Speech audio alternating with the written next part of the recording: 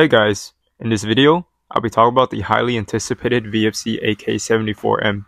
Did VFC hit it home? Let's find out.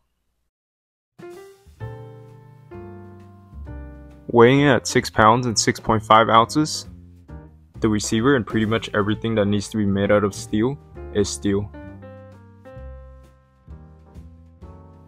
The polymer handguard looks and feels nice. The stock feels nice in the shoulder, though the cheek rest isn't high enough if you use optics. The stock is foldable and it locks into the receiver tightly.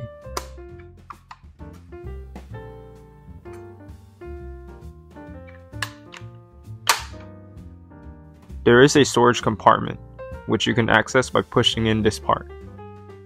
The full steel iron sights are adjustable and somewhat usable.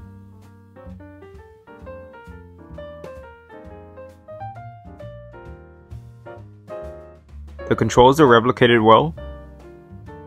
There are 2 steel sling points, one on the lower handguard retainer, and stock. The paint finish looks great and is not easily scratched. Once the finish is removed, the steel will rust. You may prevent this by putting a small layer of oil to areas where the finish was rubbed off. The selector scraping up the receiver is common on the real steel as well. The engravings are beautifully done.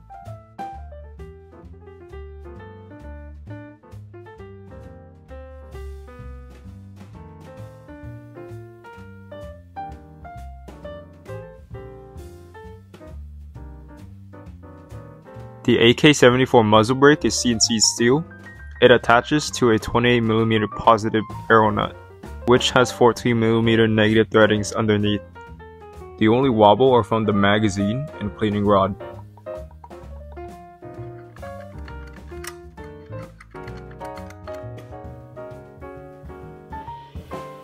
To fuel strip for repairs and maintenance, remove the dust cover by pressing or smacking the recoil spring in. Then the recoil spring and bolt can be removed.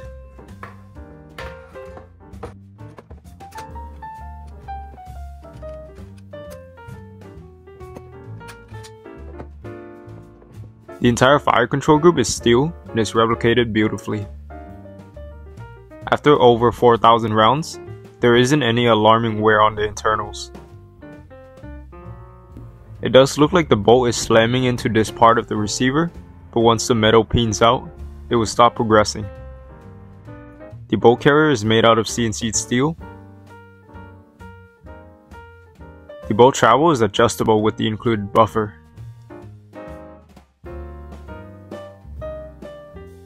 Out of the box, there is no end pass. The inner barrel is 285mm. This can take any VSR spec buckings and inner barrels. The hop-up can be adjusted by turning this wheel here. If performance out of the box is sluggish, it could be due to a lack of lubricants on the output valve, so make sure it is lubed well. Other than the bolt hitting the receiver, which isn't that big of a deal since it will stop, I haven't noticed any other weird issues. Out of the box, I recommend wiping the internals down, then looping it with Super Loop PTFE for smoother operation. The magazine weighs 388 grams and can hold up to 45 rounds. It has a dry firing switch, which can be activated by pushing the follower down and pushing this switch forward. This can only take VFC AK magazines. The AK paddle is easy to use and can be used ambidextrously. The AK selector is very stiff, but it works as intended. Pulling the charging handle back, you'll notice that the bolt travels very smoothly.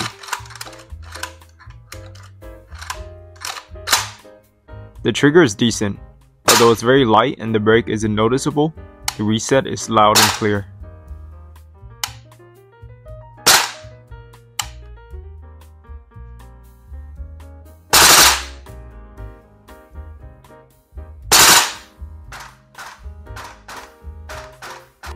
The gas efficiency is very good. At 70 Fahrenheit, with a full gas fill, this replica was able to fire off 223 shots in one go, with only a 2 FPS drop after the first 30 rounds, another 7 FPS drop after 60 rounds, only another 5 FPS drop after 90 rounds, I'm not going to keep going. Additionally, if you let the mag heat up instead of constantly using it, this can easily go over 300 shots in one good gas fill. Here are some mag dumps at different temperatures. Note, the magazines are loaded up to around 40 BBs, so the AK would have to sustain fire for longer than the usual 30 BBs.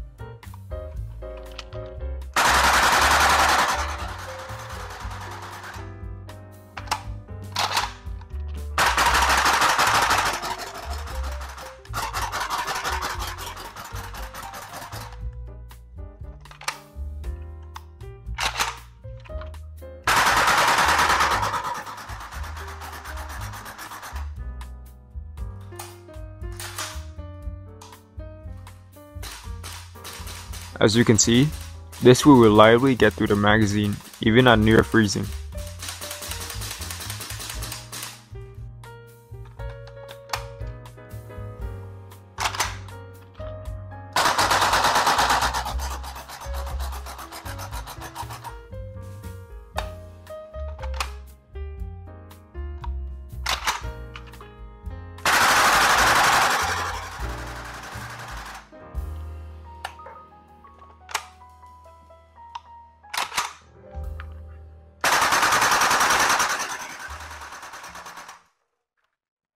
The recoil is very nice.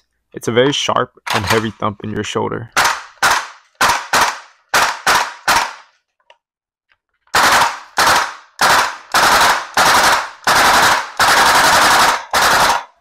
The short stroke buffer will lessen the weight of the recoil while making it more snappy.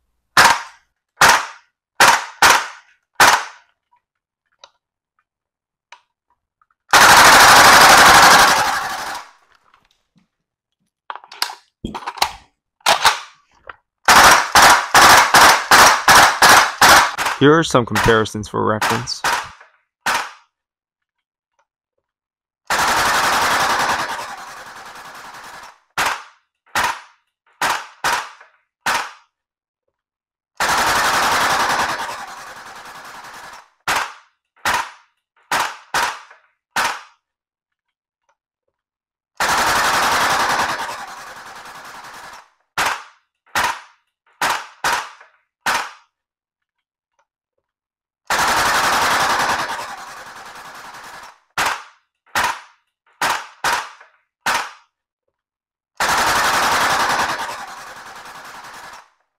At 100 feet out with .32s, the groupings are great.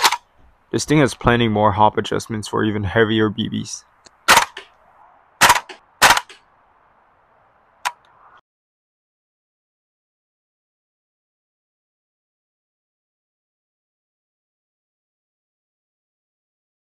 With .2s, the replica is averaging at 374 FPS at 1.3 joules.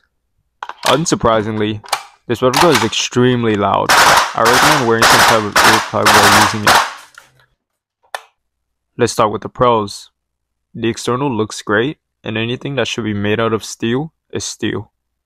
All the controls and handling are replicated accurately. The internals are replicated very well and are all made of steel as well.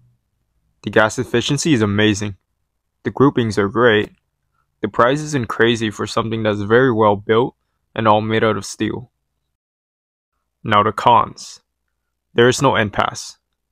The bolt carrier will slam into the left side of the receiver until it peens out.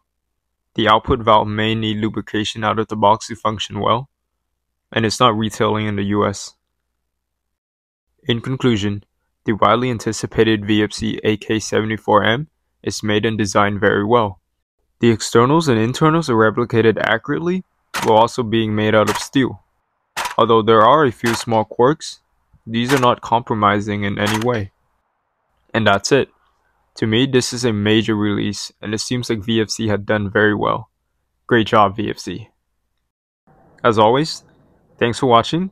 Leave a comment and like to support my channel. Thanks for watching, everyone.